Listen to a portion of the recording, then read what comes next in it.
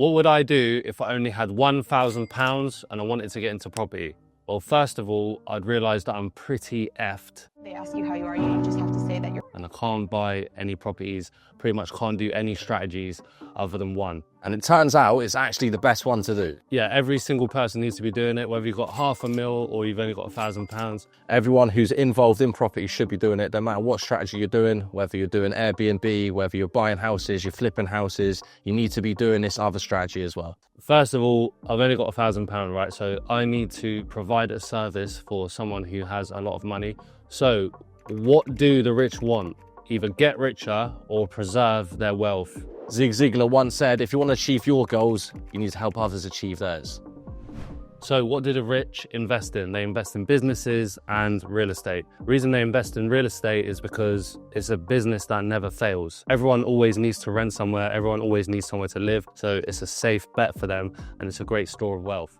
So what I'll be looking to do if I only had £1,000 and I wanted to get into property is I would start deal sourcing. This is where you source property opportunities to investors. So the first thing that I'll be doing is looking for people who are cash rich and time poor. Because then you can bring them opportunities and you can charge a fee. We typically charge around £5,000 plus VAT for a good property deal. So this can't be just a deal that you can find at an estate agent. There has to be some sort of value add or some great cash flow. It can't just be a deal that can easily be found by anyone, because then what's the point of paying you for your service? If you're watching this video and you actually want to buy property deals, we send out property deals every single day to our mailing list, our WhatsApp communities. We'll put a link in the description. You just click it, get added in there.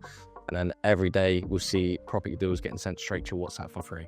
Anyway, let's get into what we would do right now if we had £1,000. So the first thing I would be doing is trying to find investors. So I'll be joining property Facebook groups.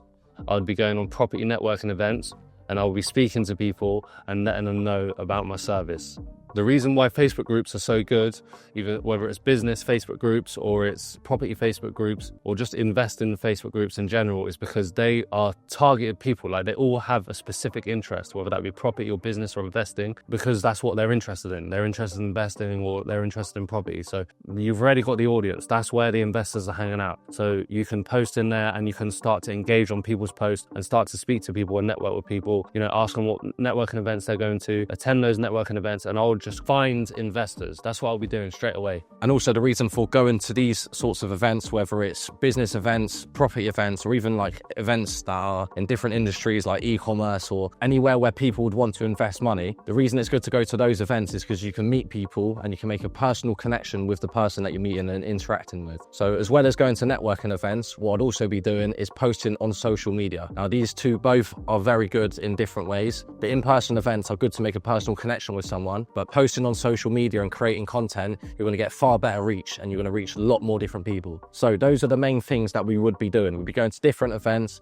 we'll be trying to network with people, we'll be posting and connecting with people in Facebook groups, and we'll be creating our own content online and posting that on all platforms of social media. So what would I spend the £1,000 on? The £1,000 will get spent on setting my company up and becoming compliant to be able to do this sort of business. So if you want to watch that video, we'll put a link in the description.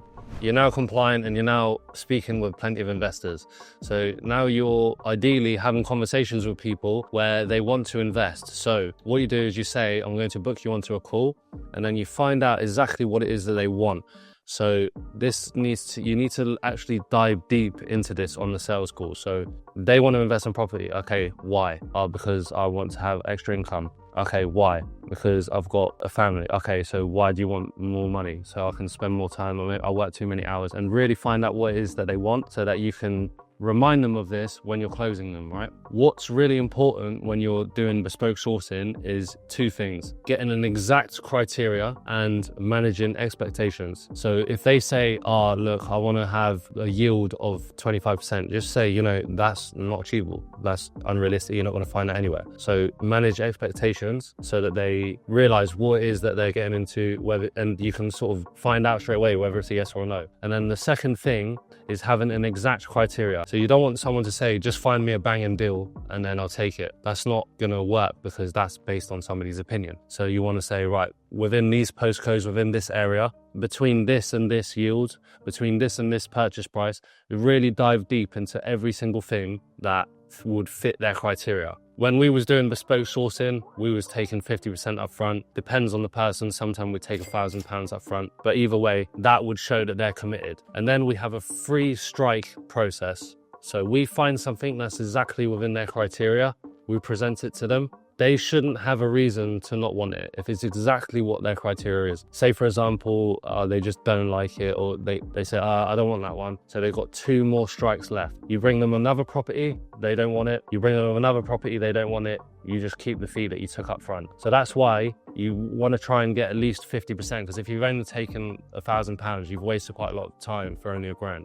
And that's why it's really, really important you have a very specific criteria from the investor, so you know exactly what to go out there and look for. And then if you find that, it's more than likely that they're going to take it because that's what they wanted. Like Dill said, you've created a very specific criteria. They normally would take the deal on the first deal that you find. It's very rare that they wouldn't, unless you've literally just agreed, yeah, I'm going to find you a banging deal, and then they just say, well, that's not a banging deal. You're like, yeah, it is a banging deal. Like, if it's very specific, that's exactly what they want. More time is going to be better because you've managed the expectation. So say you know you could easily get a 9% yield. You say, look, it's more likely it's going to be around a 7% yield. If we get anything better, happy days. So you're presenting to them, because you've managed expectation, a better deal than they even expected. So more time they're going to take the deal straight away, unless there's some unforeseen circumstance or something that's happened, or something about the property that they don't like. For example, we had an example of one of our investors didn't want to invest in a specific property because of religious reasons, because the property was too close to a graveyard. So that's just something that you can't guess, but you know what I mean, they'll take the next deal. That's basically what we would do: bespoke sourcing or sourcing to order. If you want our bespoke sourcing contract and our other different types of agreements that we use for this sort of business, we'll put a link in the description for you to check out. So yeah, that's what I would do if I didn't have a net worth of investors. I only had £1,000 and that sort of thing.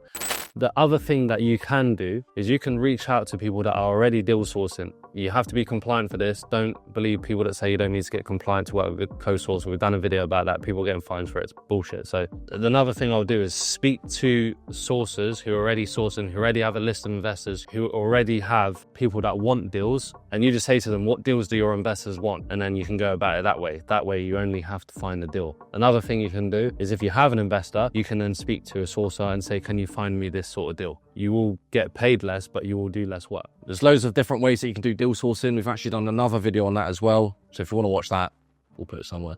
Hope you found this helpful. See ya.